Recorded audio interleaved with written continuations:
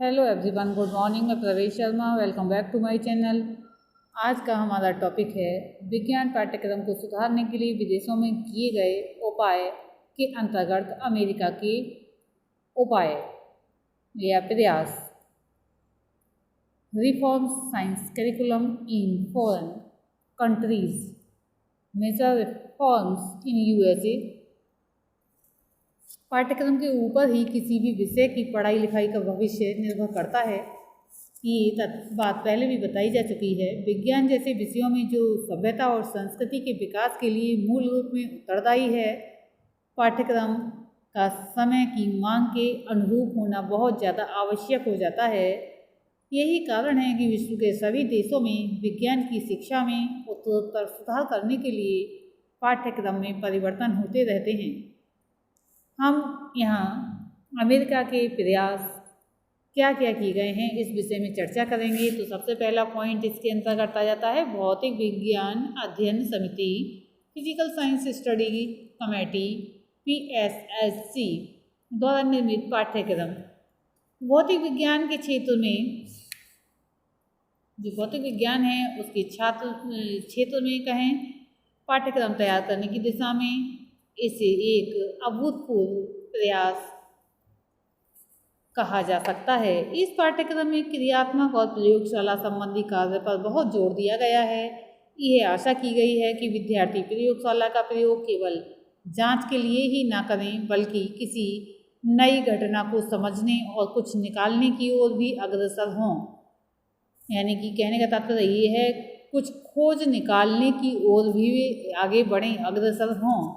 इस पाठ्यक्रम के निर्माण द्वारा ये प्रयास किया गया है कि छात्रों में जहाँ तक हो सके एक व्यावसायिक भौतिक विज्ञान की तरह ही भौतिक समस्याओं से जूझने की मनोवृत्ति का विकास होना चाहिए।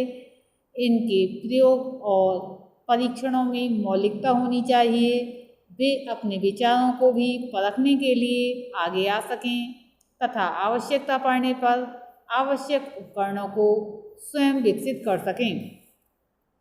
PSC पाठ्यक्रम 4 भागों में विभाजित है। सभी भाग एक दूसरे से अच्छी तरह से संबंधित हैं। प्रथम भाग में समय यानी कि टाइम, स्थान, स्पेस और पदार्थ मैटर की आधारभूत भौतिक धारणाओं का सामान्य परिचय दिया गया है। दूसरे भाग में तीव्र एवं विस्तृत जो है प्रकाश, light, both optics and waves तथा छाया आदि का अध्ययन शामिल है। तीसरे में गति अर्थात मोशन, गति शक्ति तथा गति क्षमता का वर्णन है। और भाग 4 का संबंध विद्युत शक्ति तथा परमाणु भौतिकी, फिजिक्स ऑफ द एटम से है। और एक विशेषता इस पाठ्यक्रम की ये भी है कि इसके द्वारा सभी प्रकार के विद्यार्थियों का ध्यान रखा जा सकता है।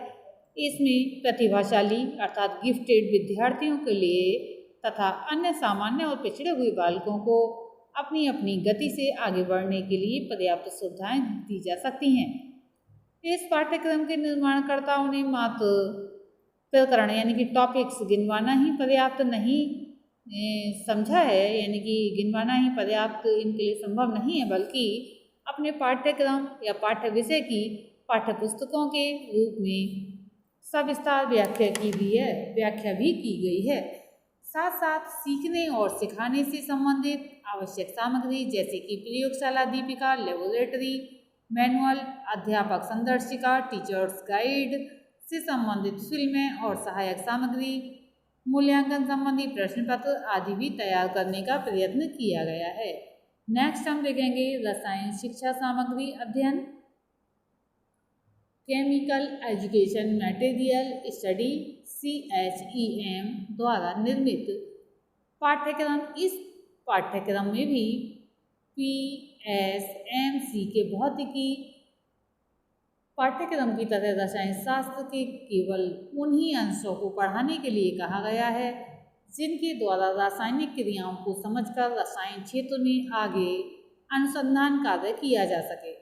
संपूर्ण पाठ्यक्रम में ऐतिहासिक और विवेचन संबंधी तथ्यों पर जोर न देकर आवश्यक सिद्धांतों और परीक्षणों पर ही जोर दिया गया है तथा रसायन विज्ञान के आधारभूत तत्वों की जानकारी देने की एक तरह से चेष्टा की गई है। ये आधारभूत तत्व कौन कौन से हैं, हम इनको देखेंगे।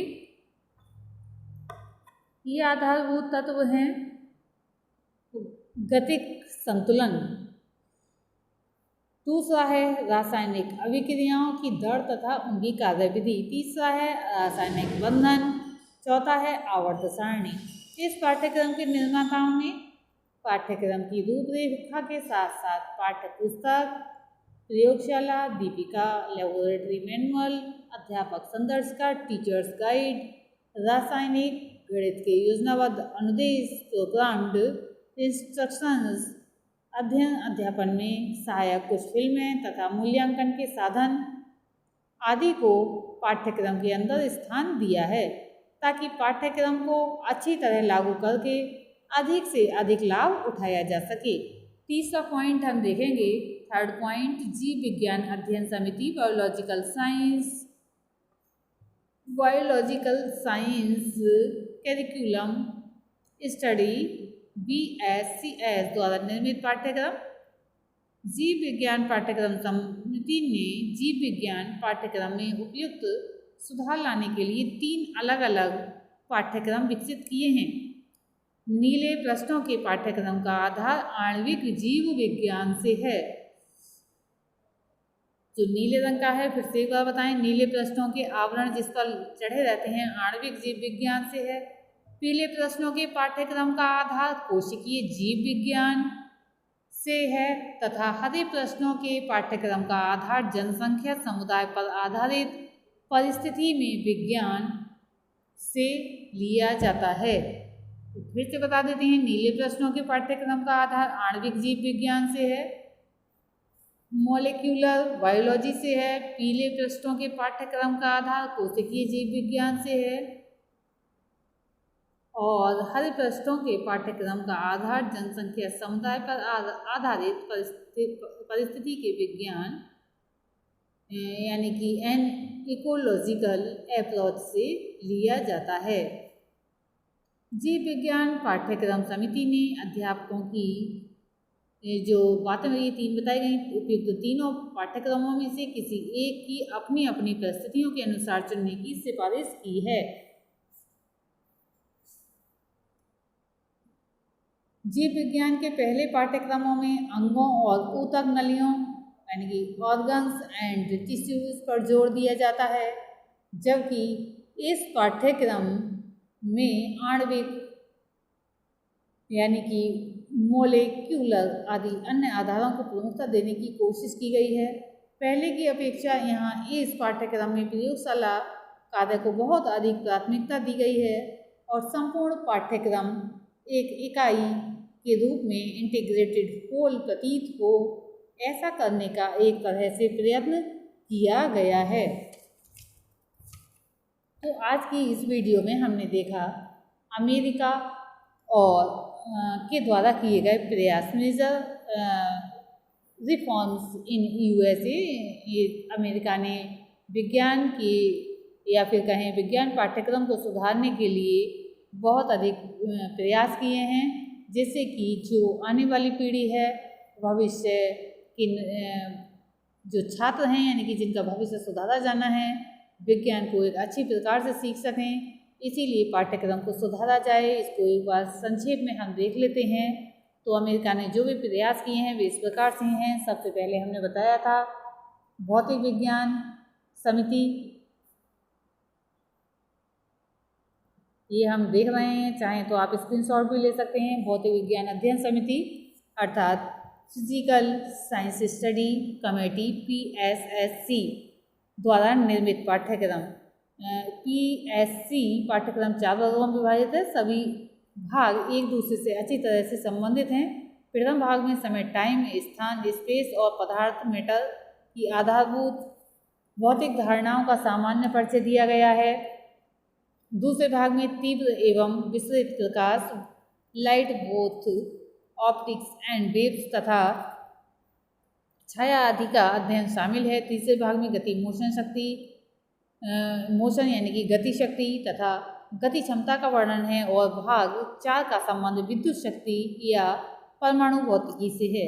और एक विशेषता इस पाठ्यक्रम की ये भी है कि इसके द्वारा सभी प्रकार के विद्यार्थियों का ध्यान रखा जा सकता है। इसमें प्रतिभाशाली यानी गिफ्टेड विद्यार्थियों के लिए तथा अन्य सामान्य और पिछड़े हुए बालकों को अपनी अपनी गति से आगे बढ़ने के लिए पर्याप्त सुविधाएं दी जाती हैं।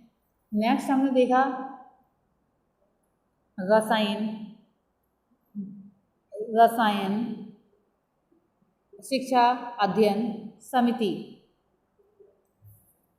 इसके अंतर्गत कहा जा सकता है कि इसके आधारभूत तत्व जो हैं इस प्रकार से हैं, सामने हम देख रहे हैं स्क्रीन पर। गतिक संतुलन, रासायनिक अभिक्रियाओं की दर तथा उनकी कार्यविधि, आवर्त सारणी के आधार पर रसायन का वर्गीकरण, विज्ञान और या कहें रासायनिक बंधन थर्ड है, और आवर्त सारणी ये फोर्थ पॉइंट है के आधार पर रसायन का वर्गीकरण। नेक्स्ट पॉइंट पे हमने देखा रासायनिक संबंधों या फिर बंधनों, ये जो बॉन्ड होते हैं के आधार पर लगाया गया पाठ्यक्रम। इसमें बताए गए कैम यानी कि पाठ्यक्रम से इस पाठ्यक्रम का तौर तरीका कुछ विपरीत सा है। यहाँ निगमन प्रणाली यानी कि डिडक्टिव अप्रोच को अपनाया जाता है, जबकि कैम पाठ्यक्रम में आगमन प्रणाली को अपनाता है। इस पाठ्यक्रम में जो प्रयोगात्मक कार्य बाद में कराया जाता है, पहले उससे संबंधित सैद्धांतिक ज्ञान देने का प्रयत्न किया जाता है। रासायनिक क्रियाओं तथा प्रयोगशाला तकनीकों का ढेर सारा ज्ञान देने की अपेक्षा रसायन विज्ञान अपने आप में क्या है इस बात पर यह पाठ्यक्रम अधिक बल देता है। पूरे पाठ्यक्रम को इस प्रकार नियोजित किया जाता है कि किए जाने वाले प्रयोग ऐसे विचारों को जन्म दें जिनके लिए आगे परीक्षण किए जाएं और उत्पन्न विचार ये बताएं कि प्रयोग किस प्रकार के और किस तरह से किए जाएं। इस पाठ्यक्रम के निर्माणकर्ताओं ने भी कैम पाठ्यक्रम की तरह ही पाठ्य पुस्तक तथा अन्य साधनों को पाठ्यक्रम में शामिल किया है। लास्ट में हमने बताया जीव विज्ञान पाठ्यक्रम समिति के विषय में। इसमें भी अलग अलग विज्ञानों के लिए दिए गए हैं। आज के लिए इतना ही, धन्यवाद।